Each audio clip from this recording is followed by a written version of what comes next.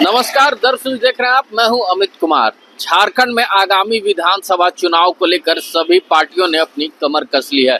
जी हां, सभी पार्टी अपने अपने तरीके से कार्य समिति की बैठक कर रहे हैं। वहीं आज जदयू की कार्य समिति की बैठक रांची में हुई है और रांची में कार्य समिति की बैठक में अध्यक्षता कर रहे संजय कुमार झा ने इस कार्य समिति की बैठक को प्रारूप दिया है और संपन्न किया है। वहीं इसमें शिरकत करने वाले में से बिहार के मंत्री अशोक चौधरी और श्रवण कुमार भी मौजूद थे। साथ में खीरू महतो जो झारखंड से राज्यसभा सांसद हैं, वो भी इस बैठक में मौजूद थे और साफ तौर पे बहुत सारी बिंदुओं पे इस बैठक में चर्चा हुई है कि आने वाले विधानसभा चुनाव में जदयू इस बार कितनी हिस्सेदारी लेगी। जी हाँ, हिस्सेदारी कहने का मतलब कि बीजेपी यानी झारखंड में जो एनडीए फोल्डर है, एनडीए फोल्डर में 4 पार्टियां सम्मिलित हैं: बीजेपी, आजसू, लोक जनशक्ति रामविलास और जदयू। जी हाँ, अब जदयू को कितनी सीटों पे यहाँ उम्मीदवारी मिलती है, कितनी सीट जदयू अपने खाते में लेता है, इसको लेकर भी चर्चा हुई। और साथ में जो एनडीए के साथ मिलकर चुनाव लड़ने की बात भी कही गई। तो क्या कुछ कहते नजर आ रहे हैं खीरू महतो, संजय कुमार झा और सरयू राय, आइए सुनते हैं। देखिए, आज की बैठक हुई, प्रदेश कार्य समिति की बैठक थी। आज बैठक में है तो सभी लोगों ने एक मुश्त से संगठन को मजबूत बनाने के लिए संकल्प लिया है और उसके बाद जितने विधानसभा में संभावनाएं हम सबको होगी कि वहाँ लड़ना जरूरी है, वो सभी विधानसभा में एक एक करके अभी ऐसे सूची बनेगी और सभी जगह 1 महीना में पूरा राउंड देना है। झारखंड में जो विधानसभा में को लड़ना होगा उसमें कार्यक्रम करेंगे और हमारे राष्ट्रीय ऐसे कार्यकारी अध्यक्ष, फिर प्रभारी और फिर सहायक प्रभारी सब लोग ऐसे वहाँ आएंगे उस कार्यक्रम में और वहाँ देखेंगे कि संगठन कितना मजबूत जनता दल न खेलते। सवाल ये है अध्यक्ष जी, 2 चुनाव से पहले भी आपने बोला था कि संगठन कहाँ मजबूत है, इसको आकलन कर रहे हैं। लगभग 6-8 महीने से ज्यादा हो गया है। क्या अभी जो है संगठन मजबूत नहीं हुआ है कि स्थानों पर कितने स्थानों पर लड़ेगी पार्टी ये तय करने? देखिए, लोकसभा का अलग है, लोकसभा में तालमेल हम लोग को यहाँ नहीं मिला एक भी सीट। हम लोग है तो भाजपा को है तो एनडीए गठबंधन के फ्लोर में है तो मदद किया, पूरे है तो झारखंड में हम लोग ने मदद किया और हमें कार्यकर्ता सब मिलकर उनको वोट देकर जिताने का काम किया। हमने उस समय भी बाबूलाल मरांडी जी से बात हुई थी, हमने कहा कि 19 में भी आपको वोट दिया, 24 में वोट देंगे तो फिर क्या होगा, 24 विधानसभा में हमारा तालमेल हो गया था। नहीं, ये स्पष्ट करिए। उन्होंने स्पष्ट कहा था कि इस बात को ऊपर स्तर पर रखेंगे और चाहेंगे कि आप लोगों के साथ तालमेल हो। कितने सीटों पर दावा कर रहे हैं? अब सीट के मान से वही नहीं बोले, अभी बोला गया कि आपको पहले हम लोग एक सूची भेज दिया था, उस पर भी मंथन होगा और आगे भी कितनी सीट पर हम आगे बढ़ाएंगे देखा। जमशेदपुर पूर्वी तय है कि तैयारी? अरे पूर्वी तो मेरा है और जैसे वहाँ मेरा है तो सरयू राय जी से भी जा गया। तैयारी कितनों सीटों पे की जा रही है संगठन के द्वारा? देखिए, संगठन के द्वारा कितने सीटों पर तैयारी होगी ये तो बताएंगे बाद में। हमने पहले भी ऐसा एक सूची जारी कर दिया था, मांगा गया था कि आप सूची कुछ दे दीजिए, उस पर भी हम लोग बात करेंगे और दे दिया गया है।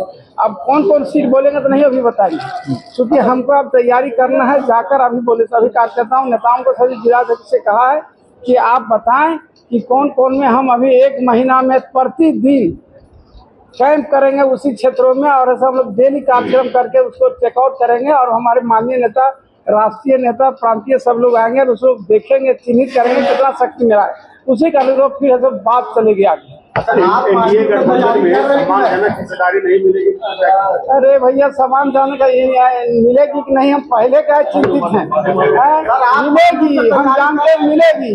आप मांडू से तैयारी कर रहे हैं? अरे भाई, पूरे प्रदेश में तैयारी कर रहे हैं। मांडू कहाँ है? मांडू बाहर है क्या? इसी के अंदर है, मांडू प्रदेश से बाहर नहीं है। ठीक, चलिए, बहुत बहुत धन्यवाद। लेट हुआ उसके लिए। लेके बैठक थी जो आगे जो चुनाव आने वाला है, पार्टी का एक बड़ा आधार रहा है हमेशा से झारखंड में। हमारे मंत्री होते रहे, एमएलए होते रहे, आज भी हमारे खीरू महतो जी यहाँ से राज्यसभा के सांसद हैं, झारखंड से ही सांसद है। मुख्यमंत्री जी का लगाव है, एक ही स्टेट था पहले, सहोदर भाई थे जैसे हमारे अशोक चौधरी जी मंत्री जी बोलते हैं। तो ये एक है और आने वाले चुनाव में पार्टी यहाँ चुनाव लड़ेगी उसी की तैयारी के लिए हम लोग बैठक किए। कितने सीटों पर लड़ने जा रहे हैं? नंबर नहीं अभी, नंबर तो जब बताएंगे तब बताएंगे। नहीं अभी नहीं, गठबंधन होगा, अब वो जब समय आएगा तो बताएंगे।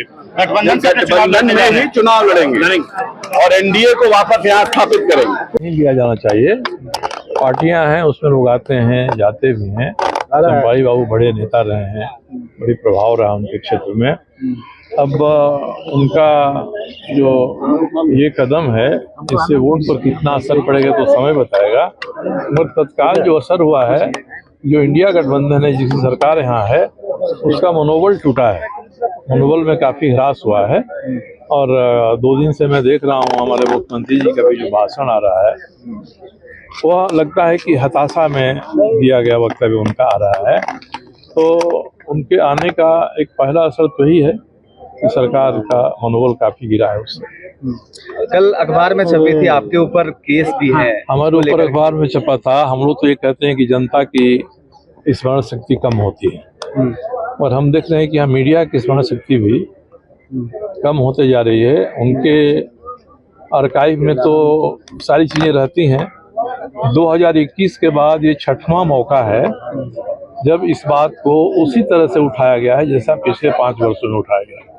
2021 में भाजपा के नेताओं ने उठाया, 2022 में जमशेदपुर भाजपा के कुछ नेता राज्यपाल से मिले, यही बात दोहराया।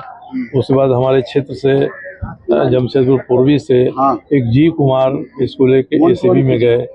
उसके बाद एक विनय कुमार हैं वहीं टेल्को के, वो इसको लेकर 2023 में हाई कोर्ट में गए।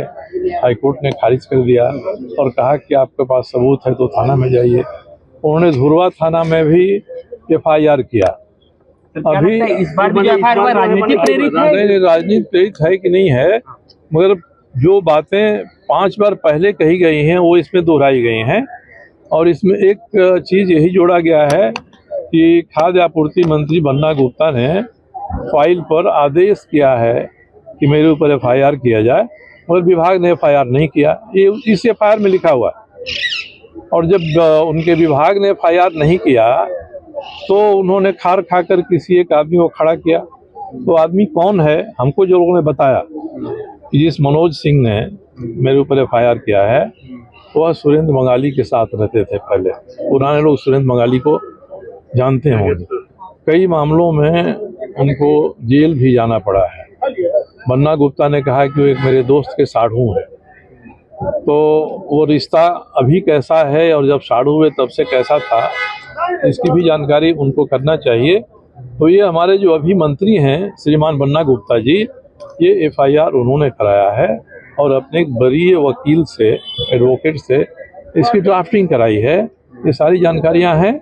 और मैं बन्ना गुप्ता को कहना चाहता हूं कि जब भी मैं उनके ऊपर भ्रष्टाचार का कोई मामला उठाता हूं तो ये पुराना राग ही दोहराते हैं। आज 6ठी बार में ये बात कही गई है। तो वो मंत्री हैं, उस विभाग के मंत्री हैं, तो उनको विभाग के अंदर हम पर नहीं कर सकें तो अफसरों पर कार्रवाई कर दीजिए। जो ऑफिसर हमारे साथ इसमें जिम्मेदार रहे हैं उनको ये हिम्मत नहीं है करने की। और मुझे अब मुख्यमंत्री के बारे में बड़ी तरस आ रही है कि मैं पिछले 3 साल में विधानसभा में सबूत के साथ बन्ना गुप्ता के खिलाफ कई आरोप लगाए। निर्णय हुआ कि जांच होगी, कार्रवाई होगी, वो नहीं हो रहा है। इसका मतलब कि हमारे मुख्यमंत्री जी ही उनको संरक्षण दे रहे हैं, इसीलिए उनका मनोबल और बढ़ते जा रहा है। मगर झूठ का पुलिंदा इसमें है, अर्ध सत्य है। आधी बातें छुपाई गई हैं, आधी बातें कही गई हैं। मेरे पास भी RTI मिली हुई फाइल की पूरी कॉपी है और मैंने आज अपने कार्यालय को कहा भी है कि एक नोट बनाकर आप इसको प्रेस को जारी कर दीजिए, ग्रुप में डाल दीजिए। लेकिन आपको लगता है इस पर भी मानहानि का केस करेंगे कि आपकी छवि नहीं? मानहानि का केस तो बन्ना गुप्ता ने मुझ पर किया है। अब मैं अगर भ्रष्टाचार के दस्तावेज उनके ऑफिस से निकाल लेता हूं तो मेरे ऊपर उन्होंने FIR भी किया है, मानहानि का केस भी किया है। मगर जो दस्तावेज हैं उन दस्तावेजों के सबूत सही हैं कि नहीं, इस पर वो कोई बात नहीं कहते हैं। उनके भ्रष्टाचार के सबूत हैं, तो जो भ्रष्टाचार किया वो उनकी नज़र में ठीक है। जो उसका सबूत ऑफिस से निकाल लिया वो दस्तावेज चुराने का दोषी है। तो इस वरना केस के पीछे भी कहीं ना कहीं आप तो अभी आपने देखा कि राज्यसभा सांसद खीरू महतो और संजय कुमार झा जो जदयू के कार्यकारी अध्यक्ष है वो क्या कुछ कहते नजर आ रहे थे। साफ तौर पे है कि इस बार जो एनडीए है, एनडीए के साथ ही मिलकर जदयू झारखंड में विधानसभा चुनाव लड़ेगी, लेकिन अभी तक सीटों का बंटवारा नहीं हो पाया है। लेकिन सभी अपने अपने तरीके से सीट की हिस्सेदारी का मांग करते नजर आ रहे हैं। अब ये देखना दिलचस्प होगा कि एनडीए फोल्डर में जो तमाम पार्टियां हैं, किन पार्टियों को किन किन जगह से कितनी सीटें मिलती हैं और कौन अपने प्रत्याशी कौन कौन क्षेत्र से उतारते हैं, ये देखने वाली बात होगी। ऐसे ही तमाम खबरों के जुड़े रहने के लिए हमारे चैनल को लाइक एंड सब्सक्राइब जरूर करें। अमित कुमार, दर्श न्यूज, रांची।